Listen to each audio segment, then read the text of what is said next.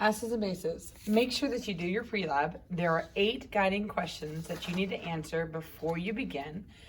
And in my PowerPoint that I've uploaded to your folder, there is some additional stuff at the end that will help you answer your pre-lab questions. Our objective is to understand the basics behind acids and bases.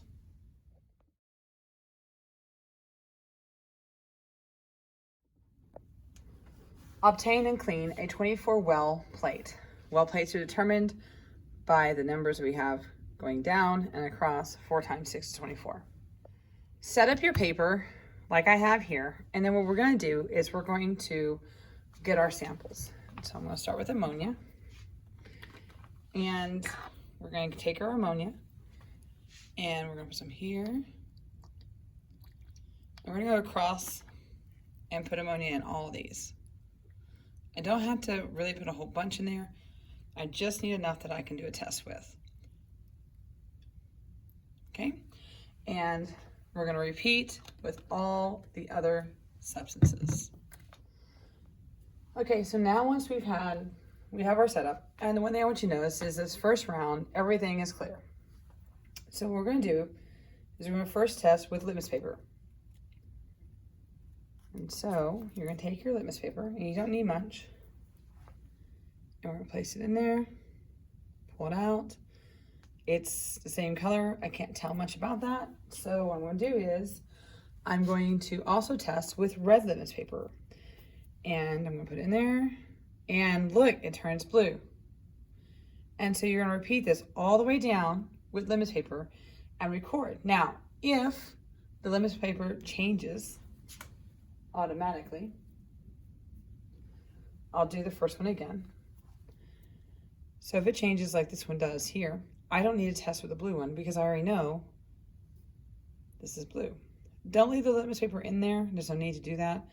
Go ahead and pull them out, but this is your litmus paper test. Your next row will be pH paper. And so the pH paper is kind of similar to universal indicator and kind of the same range. And so what I'm going to do is I'm going to take my pH paper, just like I did before with litmus paper, and now I'm going to match my color up. Okay, again, don't leave it in there. Go ahead and take it out and continue. Your next test will be universal indicator. You know where that is because it's always in the same spot in the fume hood. And so I'm going to take a drop. And since I did my pre-lab, I can look up what that color is and match it up. Again, I'll continue all the way down. The last 3 are optional for you. So whatever you decide for your indicators, you'll simply write them here. So let's say I want to do bromothiamyl blue. I'll put it here. And then I'll do the same thing I did with the universal indicator, and I will test it. Again, the last 3 are your options. There are plenty of choices out there for you to choose from. And then you proceed to do your test. Okay? Record all your results. And I would recommend also taking a picture once you get this all done.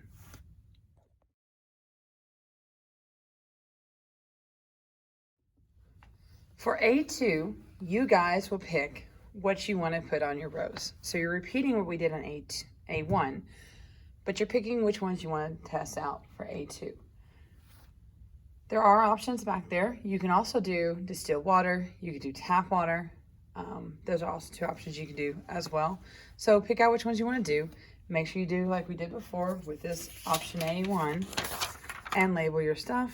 Lay it underneath there so you know. Again, A2 is a repeat of A1 with new substances.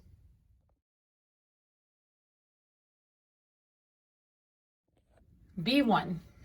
In B1, we're going to be using the pH probes. Okay? And so we need to connect these up. You're in graphical again. We're going to turn this on. We've got a red light that's blinking. We're going to go to center data collection. Now, let's get that out of the way. Proximity connect.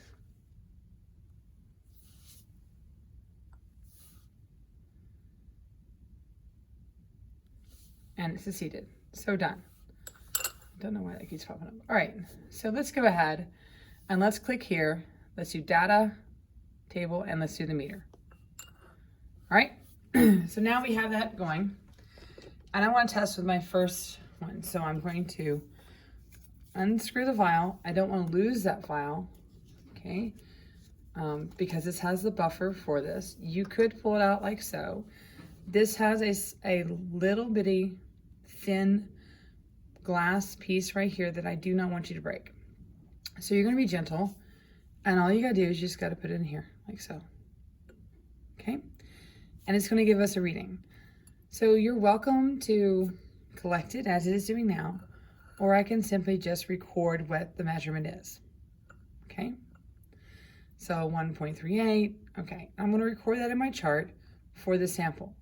I'm gonna repeat for all the other 7 substances that I tested in A1 and A2. When you're done with this, before you go to your next beaker, you need to pull this out and rinse with water, okay? You gotta rinse that tip. And then make sure you place it back into the protective casing, okay? Great job, continue. Okay, for B1 conductivity probe, we're gonna be using the conductivity probe, and just like we've done before, we're gonna turn it on, sensor data collection, proximity connect. And now we wait for it to connect. And it's done. Oops. Done. I don't know why that keeps popping up. And again, I'm gonna get my meter up there. Okay, so now I'm gonna stick this in here. And I need to get it where it actually touches the sensor, and I'm gonna stir it around a little bit. And I'm gonna record one of those readings, one that I see predominantly, okay? I'm going to rinse it off, just like I did with the pH probe. And I'm gonna do the other 7, okay? Continue on.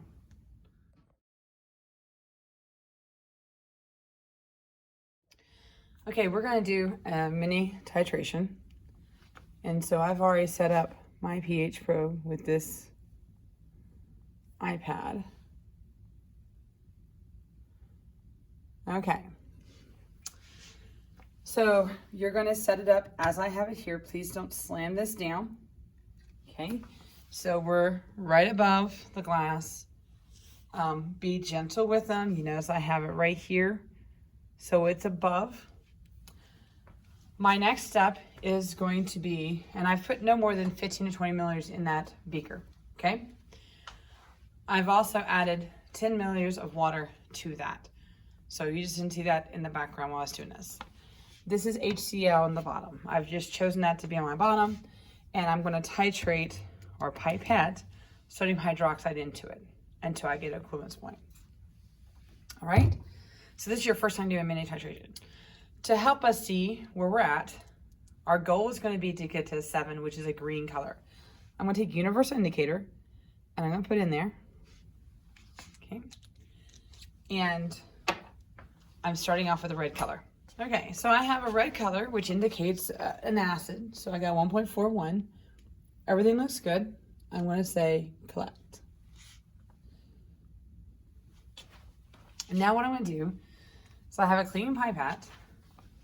I've obtained a sample of sodium hydroxide, and I'm gonna pipette drop-wise, and I have to count it, of the sodium hydroxide in there while stirring at the same time. So this helps me have a partner.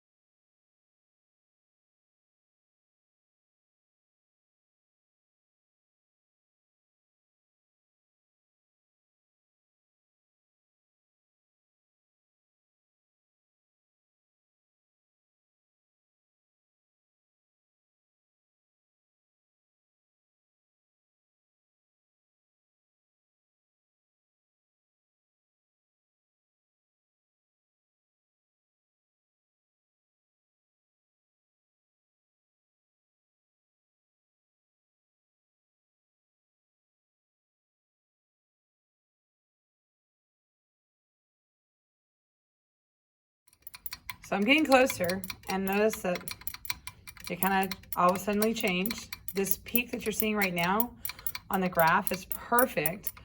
I missed the point by a little bit, but it's still pretty good. I'm going to let this level off first, still stirring, and then I'm going to have my graph. Okay.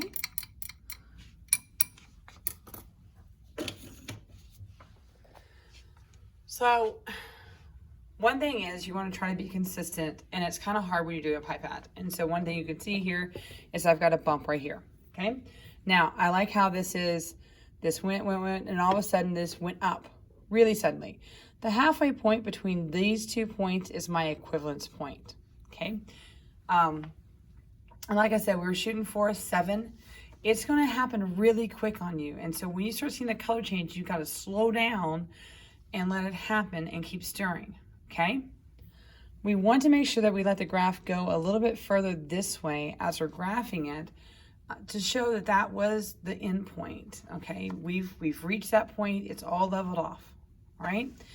If you goofed and you squeezed the pipette too much, remember, if we know what our starting volume is, all I got to do is grab a graduated cylinder, pour in the graduated cylinder, and take the difference from what I began with to what I ended with, and that's how much of the other substance I put in there is. Okay? Good luck on your first titration. Again, there's lots of information in the video to assist you as you go through this, and live long and prosper.